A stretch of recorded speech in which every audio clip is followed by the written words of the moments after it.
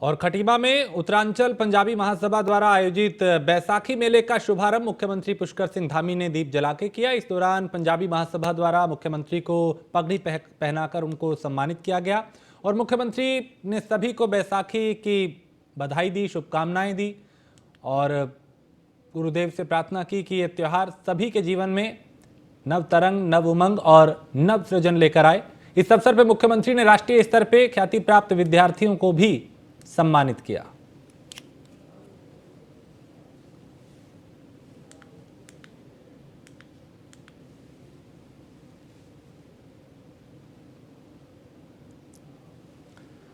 खबर देहरादून से है, जहां शहीद जनरल विपिन रावत पार्क का लोकार्पण मुख्यमंत्री पुष्कर सिंह धामी ने किया है और शहीद विपिन रावत की प्रतिमा का सीएम ने अनावरण किया।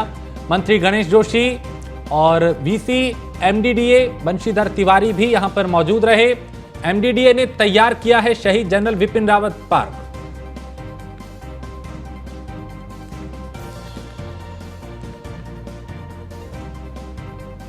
तो यहां पे कई दिग्गज मौजूद रहे। एमडीडीए ने तैयार किया है शहीद जनरल विपिन रावत पार्क और गणेश जोशी भी यहां मौजूद रहे। तो शहीद जनरल विपिन रावत पार्क का लोकार्पण किया गया और मुख्यमंत्री पुष्कर सिंह धामी ने ये लोकार्पण किया। यहां मंत्री गणेश जोशी भी मौजूद रहे और शहीद विपिन रावत की प्रतिमा का सीएम ने अनावरण भी किया।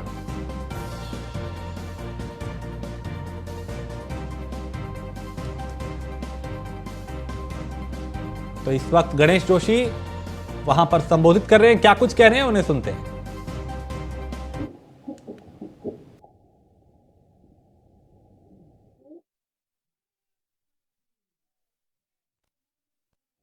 मित्रों, और अभी आपने देखा होगा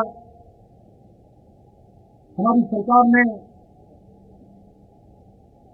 जो हमारे जन की आबादी है सिंह साहब ने करीब में पास किया। जो हमारे जन की आबादी है उनकी सही जगह सरकारी बस में जाएंगे तो इसे कोई किराया नहीं दिया जाएगा। ये काम हमारी सरकार कर रही है। और हमारे जो डेप्यूटेशन पदक हैं एएसएन, जीएसएन, एसएन, उनकी पुरस्कार राशि को कई गुना बढ़ाई है। आज हमारे गारंटी पदक हैं परमवीर चक्र, अशोक चक्र, महावीर चक्र, कीर्ति चक्र, सेना मेडल, नेशनल डिस्ट्रिक्ट, उनकी पुरस्कार राशि को देने का काम हमने किया। हमारे जवान कितना की अफसर का बच्चा अफसर बनना चाहता है, डॉक्टर का बच्चा डॉक्टर बनना चाहता है, इंजीनियर बनना चाहता है। पहले के बच्चे सेट जाते थे, उनको 50,000 रुपये पैसे मिलता था। आभार सुना चाहता हूँ माननीय मुख्यमंत्री जी का, और जो पैसे क्वालिफाई कर लेगा उसको 1 लाख रुपया कोचिंग के लिए उसको सिंह धामी की सरकार देगी। ये काम हमारी सरकार कर रही है। हमारी सभी वर्ग की विरोध की पेंशन इसको 7 साल से 4,000 रुपया थी, इसको बढ़ाकर 8,000 किया और माननीय मुख्यमंत्री जी ने विरोध पर इसको 10,000 कर दिया। इसके लिए का आभार व्यक्त करता है। लगातार सैनिकों के कल्याण के लिए हमारी सरकार काम कर रही है। सिंह साहब आपसे विरोध करते हुए नहीं, जब भी आपसे कोई विनती की है, कोई विरोध किया, आपने उसको स्वीकारा है। हमारे प्रदेश सरकार की किसी बड़ी योजना का नाम जनरल विपिन रावत जी के नाम पर होना चाहिए। जब आप निधन करें इसकी घोषणा आप करेंगे। मेरी आपसे विनती। और चंपावत जिले के नरसिंहडंडा में 1 दिवसीय दौरे पर पहुंचे सूबे के मुख्यमंत्री ने डॉक्टर भीमराव अंबेडकर की जयंती के कार्यक्रम में हिस्सा लिया। मुख्यमंत्री ने लोगों को संबोधित किया और लोगों को केंद्र व राज्य सरकार द्वारा संचालित योजनाओं के बारे में बताया। मुख्यमंत्री धामी ने चंपावत जिले में चल रहे विकास कार्यों का विवरण लोगों के बीच रखा और वहीं जिले को आदर्श जिला जल्द बनाने का भरोसा भी दिलाया। धामी ने नरसिंहडंडा में प्राथमिक स्वास्थ्य केंद्र व माध्यमिक शिक्षा को 12वीं की मान्यता दिलाने की घोषणा की है। आप लोग उनके द्वारा जो सपने देखे थे, जिन कामों के लिए उन्होंने प्रयास किया था, जिन भाव को रखकर भारत का संविधान बनाया था, संविधान को रचा था, आज हमारे देश के यशस्वी प्रधानमंत्री मोदी जी के नेतृत्व में आज भारत की सरकार उन सभी कामों को आगे बढ़ा रही है। गरीब कल्याण की योजना बना रही है, अनुसूचित वर्ग के उत्थान के, चाहे पिछड़े वर्ग के उत्थान की सभी योजनाएं मोदी जी की बाबा भीमराव अम्बेडकर की भावना के अनुरूप। और उत्तराखंड में अवैध मजारों पर हो रही कार्रवाई को लेकर उत्तराखंड वक्फ बोर्ड के चेयरमैन शादाब शम्स ने कहा कि उत्तराखंड की और भारत देश की जो संस्कृति है वो आपसी सौहार्द और भाईचारे की है। यहां पे अगर भगवान पूजे जाते हैं तो अल्लाह को भी मानने का काम किया जाता है, लेकिन जो लोग अवैध रूप से इस तरीके से करते हैं उनको बख्शा नहीं जाएगा और अपनी राजनीति कर रहे हैं ऐसे लोगों के खिलाफ कार्रवाई होगी। जो जमीनों पर कब्जा कर रहे हैं उनके खिलाफ कार्रवाई होना जरूरी है और उत्तराखंड में धामी सरकार ये काम कर रही है तो वो सरकार के साथ खड़े हैं। और वक्फ बोर्ड के चेयरमैन ने कहा कि बोर्ड की जमीन पर जो अवैध कब्जे हुए हैं उनको भी हटाने की प्रक्रिया शुरू हो चुकी है और जिसमें कागजी कार्रवाई पूरी होते ही धामी सरकार का बुलडोजर चलना शुरू हो जाएगा। सरकार ने ना मेरे मुख्यमंत्री ने ये कहा कि सारी मज़ारें तोड़ी जाएंगी। मेरे मुख्यमंत्री ने स्पष्ट किया है जो अवैध तरीके से उगाही के लिए लोग रातों रात मज़ारें बना लेते हैं और उनके बहाने से ज़मीनों पे अवैध तरीके से कब्जे करते हैं, वहाँ न्यूसेंस क्रिएट करते हैं, ऐसे लोगों के खिलाफ सख्त कार्रवाई मेरी सरकार करती हुई नज़र आ रही है। फॉरेस्ट विभाग नज़र आ रहा है उन अवैध मज़ारों के ऊपर कार्रवाई। जो वैध हैं हमारे यहाँ तो मैंने कहा सबकी मान्यता है, हर समाज का व्यक्ति उन मज़ारों पे जाता है, अपनी दुआएं मन्नतें मांगने जाता है, पूर्ण होती है। मैं जोशीमठ के लिए गया था, मैं रो रो के हमने वहाँ दुआ की थी कि जोशीमठ सलामत रहे, जो सिंह कर रहा है जोशीमठ वो बच जाए।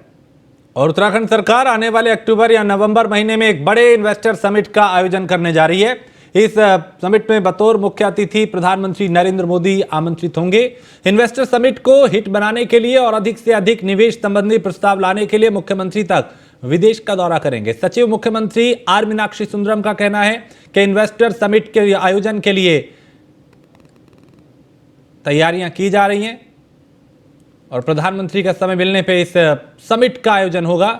न्यूज़ वन इंडिया से जानकारी साझा करते हुए सचिव सीएम मीनाक्षी सुंदरम ने बताया कि अभी से इस आयोजन की तैयारी सरकारी जो है वो बड़े स्तर पे कर रही है सरकार, जबकि किसी तरह की कोई कमी ना रहे इसको लेकर भी कदम उठाए जा रहे हैं। भी निवेशक है वो केवल टैक्स के रिबेट के वजह से नहीं आते हैं, उनको कई अन्य चीज़ें की ज़रूरत होती है। अभी हमारे जितने पॉलिसीज़ बने हैं रिसेंटली वो बहुत अट्रैक्टिव पॉलिसीज़ बने हैं, तो उससे एक इन्वेस्टमेंट का माहौल बना हुआ है। इस माहौल का भरपूर फ़ायदा उठाने के लिए इन्वेस्टर समिट हम लोग कराएंगे और उसमें अक्टूबर या नवंबर टेंटेटिवली डिसाइड हुआ है। ये डिपेंड करेगा कि माननीय प्रधानमंत्री जी आएंगे उसमें, तो उनकी सुविधानुसार उसकी तिथि निर्धारित की जाएगी। और 3 दिवसीय इन्वेस्टर समिट हम लोग प्लान कर रहे हैं और उसमें जो शुरुआती दिन है उसमें माननीय प्रधानमंत्री जी को इन्वाइट करेंगे। और इसके इन्वेस्टर समिट से पहले कई रोड शोज़ होंगे अलग अलग शहरों में, तो वो शहर और उन शहर में कौन कौन से इंडस्ट्रीज़ को हम लोगों को वार्ता के लिए बुलाना है, ये सब होमवर्क अभी हमारे जो कंसल्टेंट्स हैं मैकिन्से ग्लोबल और KPMG ये लोग कर रहे हैं। एक इवेंट मैनेजमेंट कंपनी हायर किए जाएंगे, उसकी प्रोसीजर भी हम लोग इनिशिएट कर रहे हैं।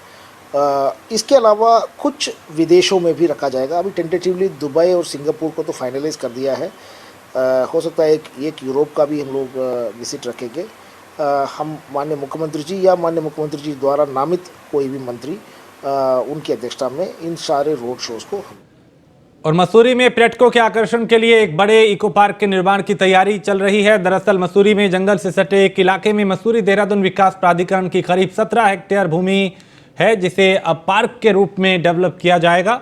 VC MDDA बंशीधर तिवारी का कहना है कि इस पार्क में NGT और वन विभाग के नियमों का पालन करते हुए एक शानदार प्रोजेक्ट तैयार कर मसूरी आने वाले पर्यटकों को एक और तोहफा दिया जाएगा। प्राधिकरण की हमारी 17 हेक्टेयर ज़मीन थी जो वन स्वरूप में है, तो चूँकि वो वन स्वरूप में है तो वन में जो गतिविधियाँ अनुमन्य हैं, यानी कि जो हम इको पार्क है उस थीम पर उसको विकसित करेंगे और मसूरी के लिए निश्चित रूप से एक वो आकर्षण केंद्र बनेगा जिसमें हम लोग ट्री हट्स भी बनाएंगे जो बम्बू हट्स हैं वो भी बनाएंगे, उसमें ट्रैक बनाएंगे और बच्चों के खेलने के लिए कुछ वहाँ व्यवस्था करेंगे। तो जो मसूरी का टूरिस्ट है वो हमारे पार्क का उपयोग कर सकेगा। कब कब का प्लान है सर? अभी का शुरुआती सर्वे चल रहा है? इसमें हमने सर्वे करा लिया है, उसका जो प्लानिंग का काम कर रहे हैं और वन विभाग से एनओसी लेकर के फिर हम टेंडर निकालेंगे। ये प्राधिकरण। और उत्तराखंड में शनिवार से अखिल भारतीय विद्यार्थी परिषद की 2 दिवसीय प्रांतीय बैठक होने जा रही है, जिसमें केंद्रीय महामंत्री समेत सभी प्रमुख अधिकारी शिरकत करेंगे। बैठक का मुख्य उद्देश्य केंद्र द्वारा नई शिक्षा नीति के चलते युवाओं के भविष्य पर चर्चा के साथ साथ शिक्षा संस्थानों के बदलते स्वरूप और कमर्शियलाइजेशन जो किया जा रहा है, यानी उनको जो एक तरीके से चूंकि कई कदम उस क्षेत्र में उठाए जा रहे हैं, उसको लेकर भी कई कदम उठाए जा रहे हैं और गंभीरता से इस पर विचार किया जाएगा कि कैसे इसे और बेहतर किया जाए।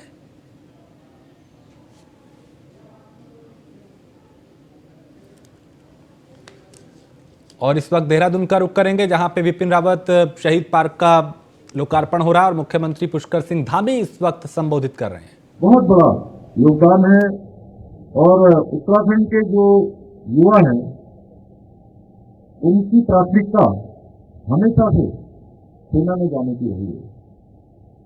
मैं सच बताऊं तो गणेश जोशी जी अभी कह रहे थे यहाँ पर, और उनके सैनिक का पूरा जीवन जीकर आए, आज भी सैनिकों की तरह ही रहते हैं। मैं भी बचपन में सेना नहीं जाना चाहता हूँ। मैं आप सबके बीच में बताना चाहता हूँ कि मैं भी जाना चाहता हूँ। मैं भी दौड़ लगाता था, 1600 मीटर जो है इतने मिनट में करनी है, इतने करना है। मैं इस पूरी दौड़ के सब कर लेते, लेकिन स्थिति ऐसी बनी कि मैं सेना में तो नहीं जा पाया।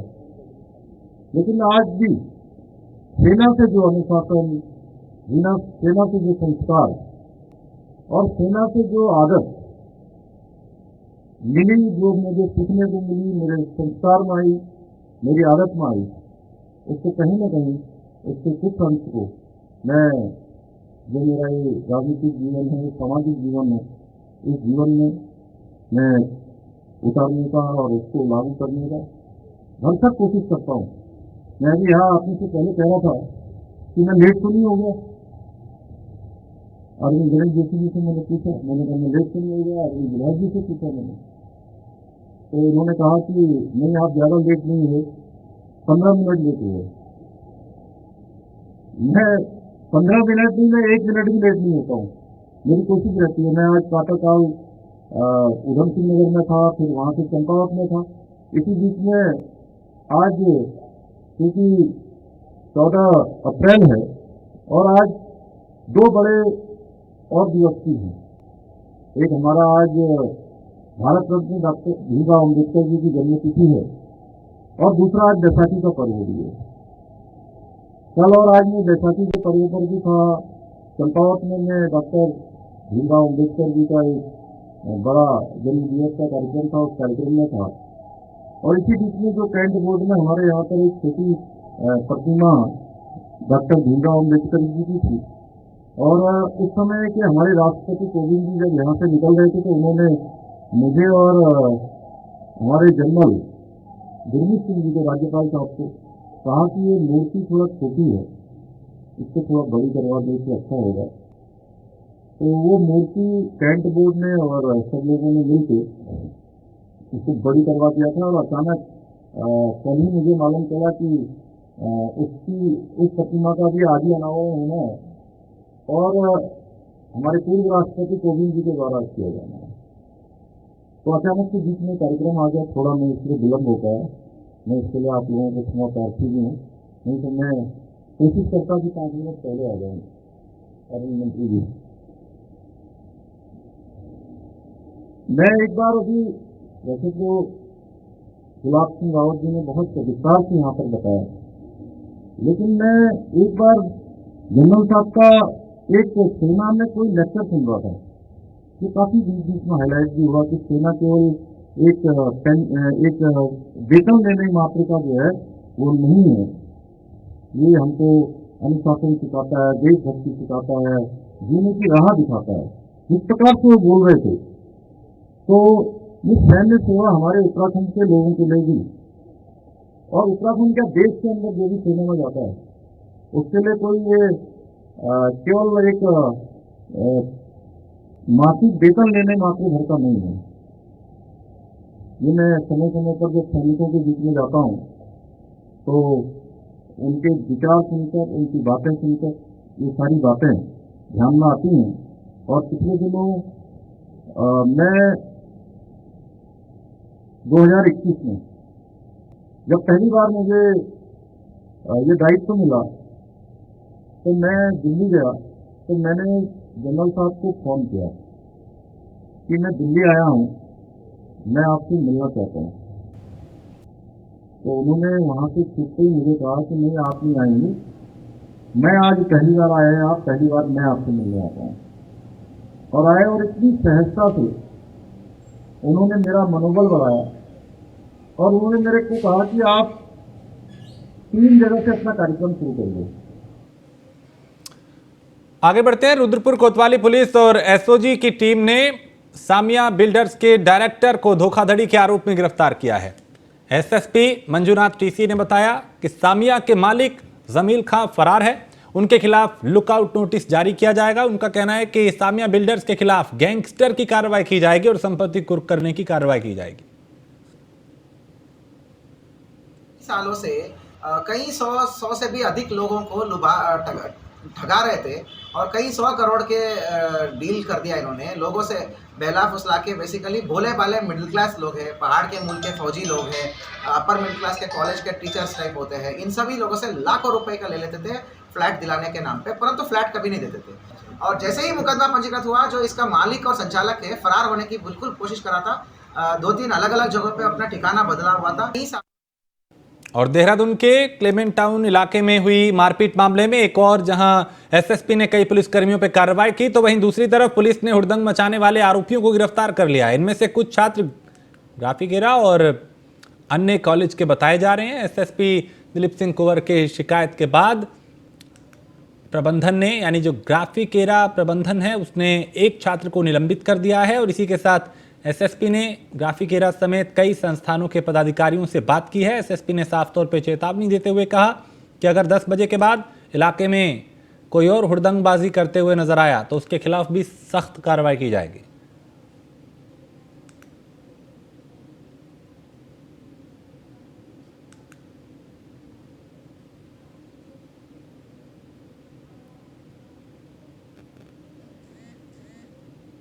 एक लड़के को जो है, जो ग्राफिकेरा में पढ़ता था, मैंने वहाँ के पदाधिकारियों से बात करी, उसको वहाँ से यूनिवर्सिटी से निकाल दिया गया है। और इसमें बहुत स्टर्न हम लोग कार्रवाई करेंगे। इसमें हमारी जो लीनेंसी या कॉम्प्लेसेंसी या जो भी लापरवाही थाना स्तर से हुआ था, तो उसमें उनको भी हमने इसमें एक अनुशासनात्मक कार्रवाई मैंने किया है। और निकट भविष्य में इसकी पुनरावृत्ति न हो, इसका भी हम एक इसमें ठोस कार्रवाई कर रहे हैं। और हरिद्वार के लक्सर के एक गांव में गैर समुदाय के युवक पे युवती को बहला फुसला के भगा ले जाने का आरोप है, जिसके चलते गांव में तनाव है।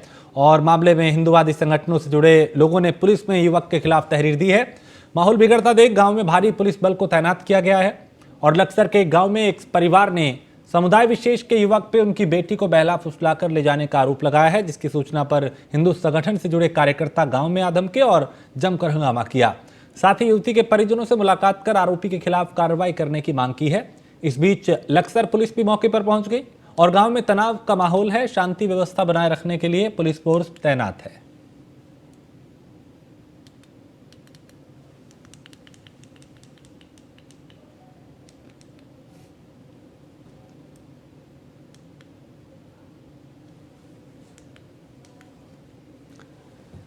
और देहरादून पुलिस ने स्कूल संचालक संदीप अग्रवाल के घर हुई लूट का खुलासा करते हुए 5 आरोपियों को गिरफ्तार किया है। एक आरोपी संदीप अग्रवाल के नौकर का भाई है, जिसने अपने दोस्तों के साथ मिलकर इस वारदात को अंजाम दिया। पुलिस ने आरोपियों का सुराग लगाने के लिए करीब 450 सीसीटीवी कैमरों की फुटेज खंगाली थी।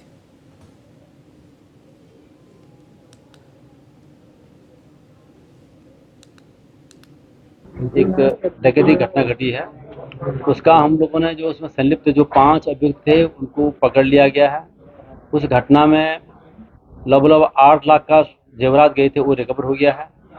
उस घटना में प्रयुक्त 2 वाहन अपाचे, एक मोटरसाइकिल है, दूसरा एक्टिवा, वो रिकवर कर लिया गया है। तमंचा 315 बोर का एक बरामद रिकवर कर लिया गया है। चाकू जो था वो भी रिकवर कर लिया है। इसमें इस पूरी सरगना का जो इसका जो गैंग का सरगना है वो विपिन है। ये लंगड़ा की चल रहा है वो व्यक्ति है और यही सरगना। और रुद्रपुर कोतवाली पुलिस ने अश्लील फोटो और वीडियो वायरल करने की धमकी देके किशोरी को ब्लैकमेल करने के मामले में आरोपी को गिरफ्तार किया है। पुलिस ने फैजान नामक युवक को गिरफ्तार किया है जो राहुल नाम बता के किशोरी को ब्लैकमेल कर होटल ले जाने का दबाव बना रहा था। एसएसपी डॉक्टर मंजूनाथ टीसी ने बताया कि एक युवक द्वारा किशोरी के नाम व धर्म छिपा के अपने जाल में फंसाया और उसको ब्लैकमेल करने का मामला सामने आया था, जिसके बाद यह कार्रवाई की गई। दिल्ली में पेंटर की काम करता था, तो एक लड़की को विगत 2 साल से अपना, पहले तो लड़की बन के बात किया, फिर बाद में पता छुपाया, नाम छुपाया, इवन अपना परिचय भी छुपाया, काम करने का भी छुपाया, राहुल बन के बात किया। बाद में पता चला कि इसका नाम कुछ और है। तो जब परिवार वालों ने और लड़की ने भी आपत्ति जता के बात रोक दिया था, फिर उसके बाद जो है इसका जो फोटोज़, वीडियोज़ और वीडियो चैट की स्क्रीनशॉट्स, ये सबको वायरल करते, लड़की की दोस्तों को वायरल करके लड़की को संबंध बनाने के लिए धमकाता था। और जब ये धमका के इसको रुद्रपुर में मिल के संबंध बनाने के लिए जब आया, तो हमारी टीम ने और अग्निशमन विभाग ने शहीद दिवस मनाया और इस दौरान फायर सर्विस कर्मचारियों ने पहले परेड का आयोजन किया, फिर शहीदों को पुष्प अर्पित कर उन्हें श्रद्धांजलि अर्पित की। शहीदी दिवस को लेकर लक्सर के फायर अधिकारी मेहताब अली का कहना है कि हम इस सप्ताह शहीद सप्ताह के रूप में मनाते हैं इसे, और 1946 में फायर कंपनी के 60 से अधिक कर्मचारी एक अग्नि दुर्घटना में एक साथ शहीद हो गए थे। उनकी याद में ये सप्ताह मनाया जाता है। ये जो फायर सर्विस वीक होता है ये हमारा हर साल मनाया जाता है। 14 से 20 अप्रैल के बीच में ये मनाया जाता है और इसमें हम अपने जो 1946 में हमारे फायर सर्विस के जो कर्मचारी बॉम्बे में जो है शहीद हुए थे, लगभग 66, तो उसके याद में मनाया जाता है। और साथ ही साथ हमारे जो लास्ट ईयर में जो जितने भी फायर सर्विस के पूरे हिंदुस्तान में हमारे जो कर्मचारी शहीद होते हैं उनको श्रद्धांजलि दी जाती है। और इसमें पब्लिक में फायर के प्रति अवेयरनेस के भी प्रोग्राम हम लोग रखते हैं। उत्तराखंड हाईकोर्ट ने राज्य में प्रतिबंधित क्षेत्रों में बढ़ते ध्वनि प्रदूषण के मामले में दायर जनहित याचिका पर सुनवाई करते हुए राज्य सरकार के सभी पक्षकारों को निर्देश जारी कर राज्य द्वारा बनाए गए नियमों का सख्ती से पालन करा के 4 सप्ताह में प्रगति रिपोर्ट पेश करने को कहा है। मामले की सुनवाई के लिए कोर्ट ने 4 सप्ताह बाद की तिथि नियत की है, यानी तय की है। बता दें कि अल्मोड़ा निवासी जितेंद्र यादव ने उच्च न्यायालय में जनहित याचिका दायर कर कहा कि राज्य सरकार द्वारा बनाए गए ध्वनि प्रदूषण मानकों का पालन नहीं कराते, जिससे लोगों के स्वास्थ्य पर इसका असर होता है।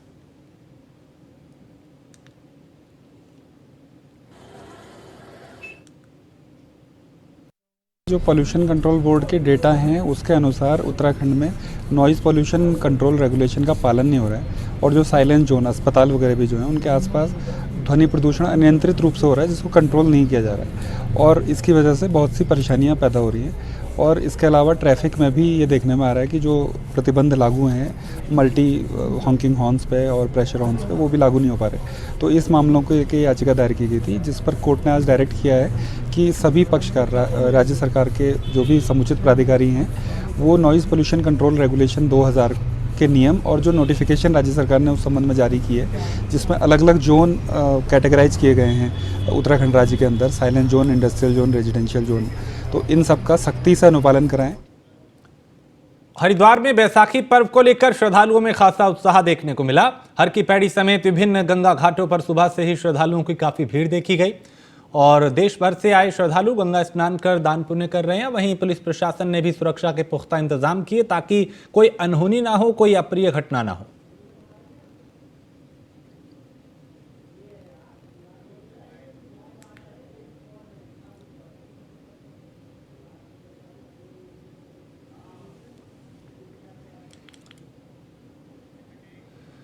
मौसम विभाग के निदेशक विक्रम सिंह ने कहा कि 18 अप्रैल से उत्तराखंड में मौसम का मिजाज बदल सकता है। 21 अप्रैल तक प्रदेश के विभिन्न इलाकों में बारिश और बर्फबारी की संभावना है। विक्रम सिंह ने कहा कि फिलहाल अगले 5 दिन तक मौसम इसी तरह से रहेगा और तापमान में बढ़ोतरी देखने को मिलेगी।